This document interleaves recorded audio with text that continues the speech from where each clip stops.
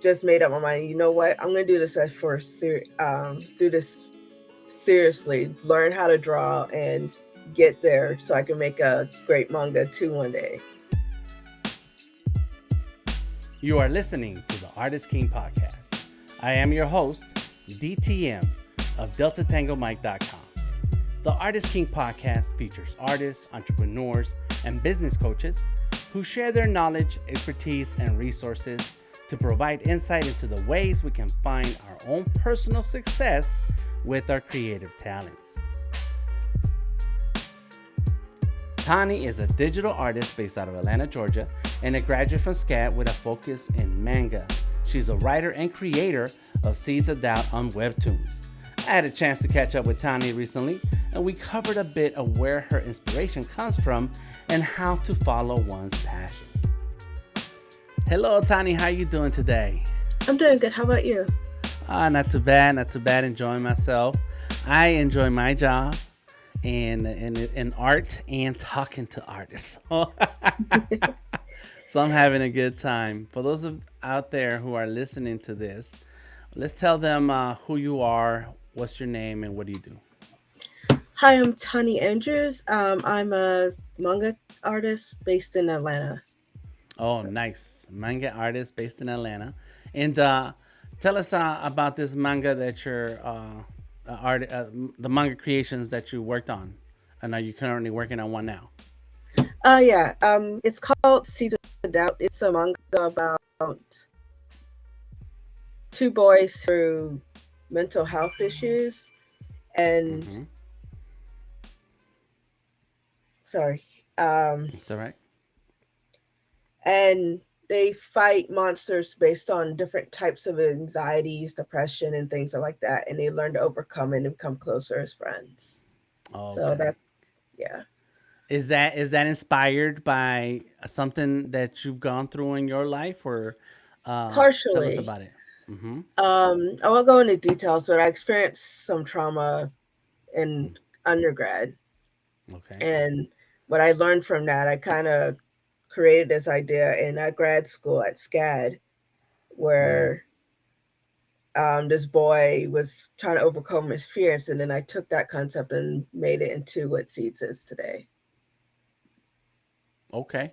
Nice. And so, um, did you talking about grad school? Did you go to school for art Yes, eventually. I was eventually? self-taught beforehand, but I decided to go to SCAD for grad school, Okay. and yeah, yeah. All right. All right. Well, let's start from the beginning. So we know you're a manga artist. You have a current manga that we can find. I forget exactly where it is. Line webtoon? No. Yes. Yes. Okay. Good. Good. Awesome.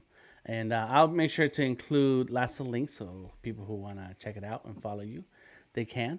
So tell us, go back to the beginning of your creativity and exploration into art. How old were you when you first started drawing stuff and you thought to yourself, this is all right? I started drawing for fun when I was 8, but when I decided to draw anime and manga, I was 12. Okay. I looked at one drawing and said, you know what? I really want to pursue this as a career. Mm-hmm. So I just went from there. Uh-huh. So when you discovered manga later. First, you were drawing, creating, and then you discovered manga, and that's when you decided, you know what, this is what I want to do. I want to be with this kind of artist. Yeah. Uh-huh. Um, I know in high school, I was drawing a lot, like Mm-hmm. drawing a illustration every day, Mm. and I got discouraged a little bit by my peers and family to pursue something that has more money in it or something Right. like that. Right. So I went to undergrad for engineering, um, ended up with a computer science degree, and Mm-hmm. went into corporate America for 2 years. Hated it. Oh my gosh. So you super smart. Like I didn't think artists are not smart. I'm just saying like a lot of times, artists, I don't know which side of the brain is which, I forget. And but there is like, if you're an artist and you're kind of more creative and in the wind type of thing. And I don't think I we come across many artists who have had like that kind of brain power. That's amazing. But you Yeah. didn't like it. No, I didn't like it. Like, I ended up deciding to quit my job and go to SCAD for grad school, and that's how I Mm, really honed in my skills and everything. hmm. So Okay, and so you did that engineering, the computer science to satisfy your family. And said, "Fine, I'll do something that is that pays the bills in a particular level." And yeah. so at least you got that done, and that happens a lot. I've seen that in other artists' careers where they finish on. There's one particular artist. She's a musician, and she got the same degree my wife has, a master's in I don't know his stuff. It's weird stuff. They went to Emory, and that's how I Mm. met her.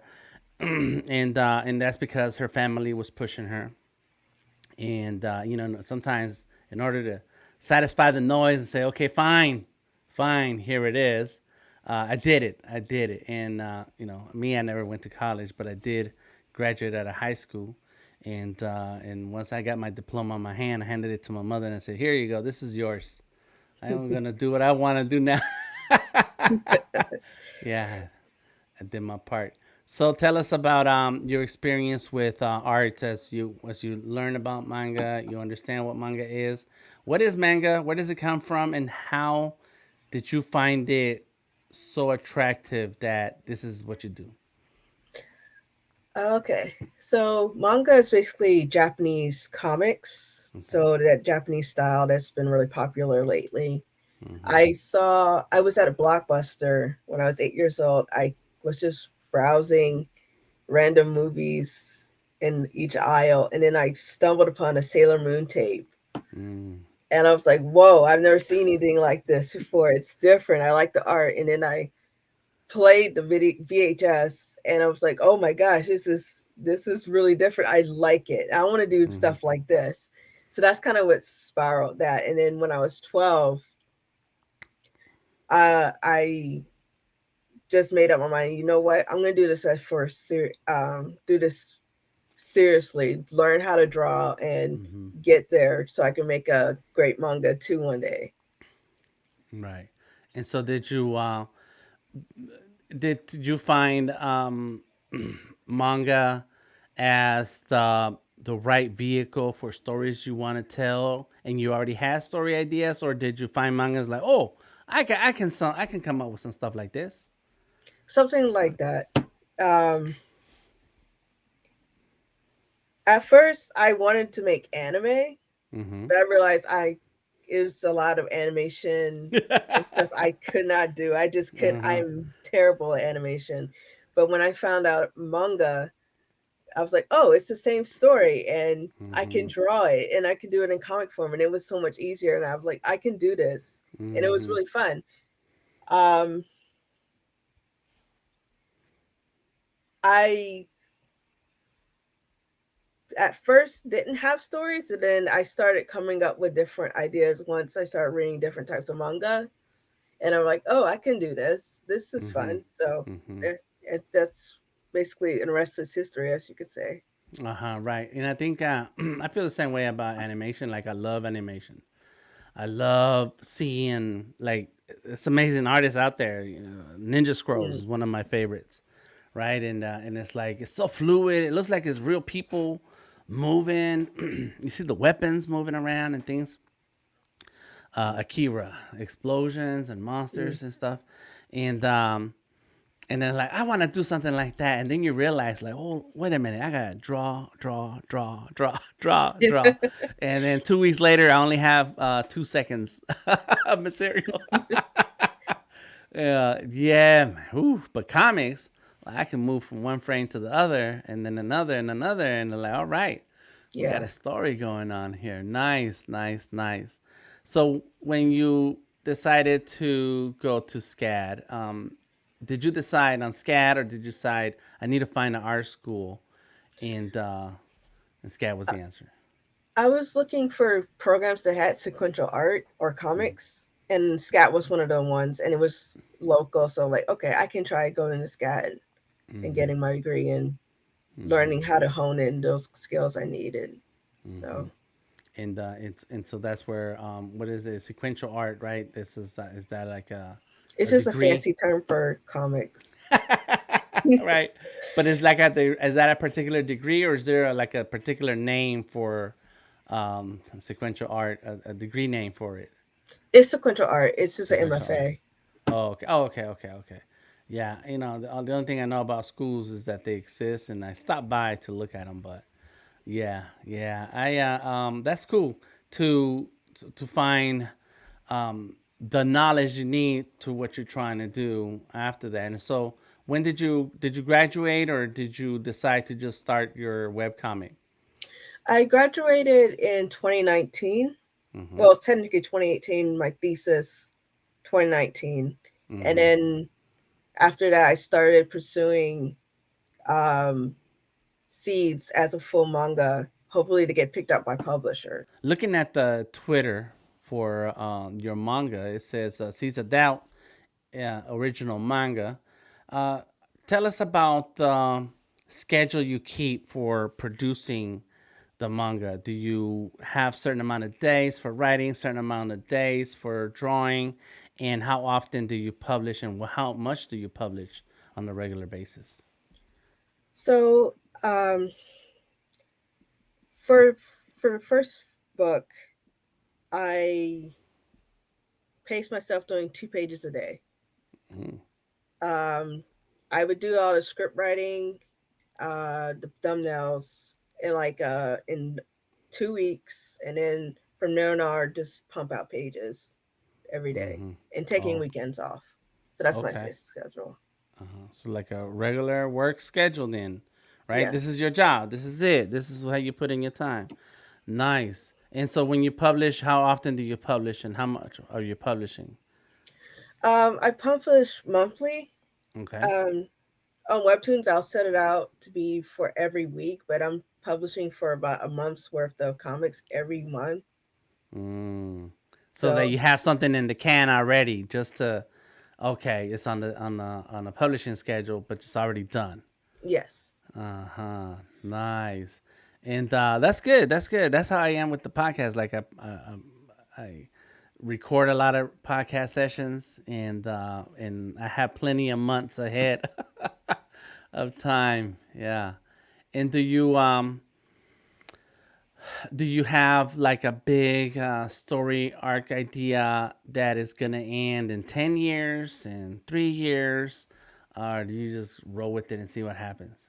Um, I planned it out to be about 5 manga books. Okay. So however long it takes to do that, that's Right, right. Okay, and that's the how long you have of how much of a story you already have planned out and you've thought of already. yes. Uh huh. Nice.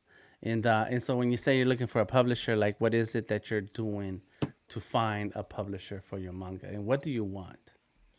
Um, I just want a publisher that will help me distribute. That's my Mm-hmm. main issue, marketing and things like that.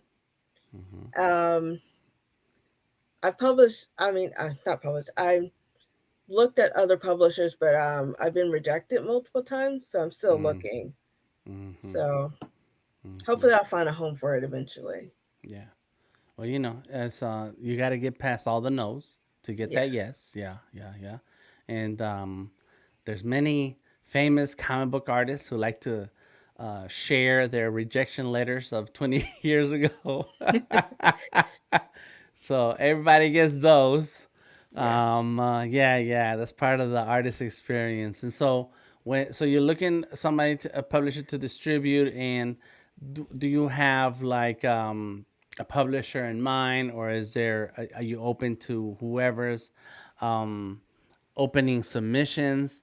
Have you done much research into who would be the right publisher for you? Yes.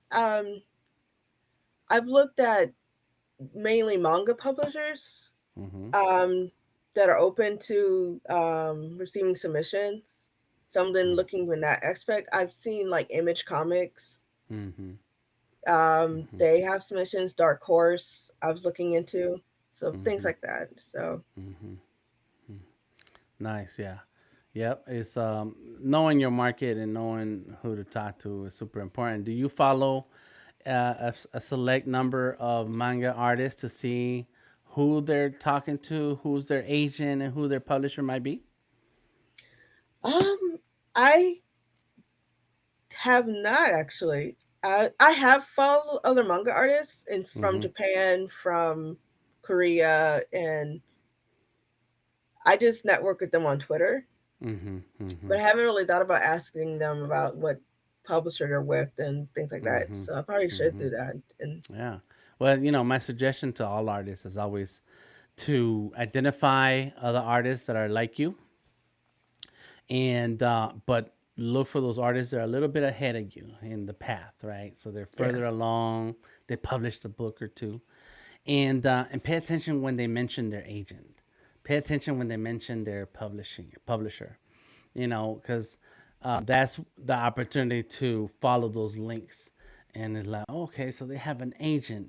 The agent is the one doing the pitching and selling, and then when you follow those agencies, you might see that they're opening submissions for a particular type of projects and a particular storyline or theme, and it's like, okay, this is the time. This one I attack, and sometimes they even share tips on how to organize your pitch bible or your hmm. the synopsis or the story or the characters, so that way it makes their job easier to then pitch your work. I know an artist, her name is Tamika Grooms, and for years she was talking about building her portfolio to do children's books, and that's one of the tools that we use, because I help organize her thoughts a little bit. Not so much the work. I don't know. I don't do a lot of searching for agents, but just organize the work and then finding the people to talk to. And Twitter was our tools. Like, yeah, follow as many children's book artists as you can, the children's books artists, and then wait for those moments when they mention an agent. And eventually Tamika got herself an agent. Okay. Yeah, and it's like, whoa. And so once an agent grabs you, then that's the job of the agent, is to push your work and find you the deals. So then you can do what you do now, like kick back, draw, and then cash big checks. Yeah, and that's what you want, right? You want to be a working artist that works on your own project but gets Yes. paid for it. Yes. Nice. And as far as working on other people's projects, is that something that you've done in the past, or do you have any experience on it, or open to it? I'm open to it. I've usually in the past would collab with anthologies and do Mm-hmm. that. So I don't mind doing collabs at all. Mm-hmm. So Mm-hmm. Yeah, anthologies are cool because then your name goes in with a bunch of other folks' names, and you never know. I mean, somebody might blow up, and then publishers are looking through those anthologies like, who else is in here? Nice, nice, nice. And so, if you were to be able to go back and talk to Tani of who was still in the business of computer science, and could give her one piece of advice about following her path or passion, what would it be? I would tell her you're spending 18 hours doing computer science work. You might as well do that drawing and enjoy it. The Artist King podcast is made possible by the support of our sponsors, Azalea Creative Group, Sketchable Plus, and Visual Artworks. Once again, I am DTM, and I look forward to sharing the business of art with you. Until next time, stay creative.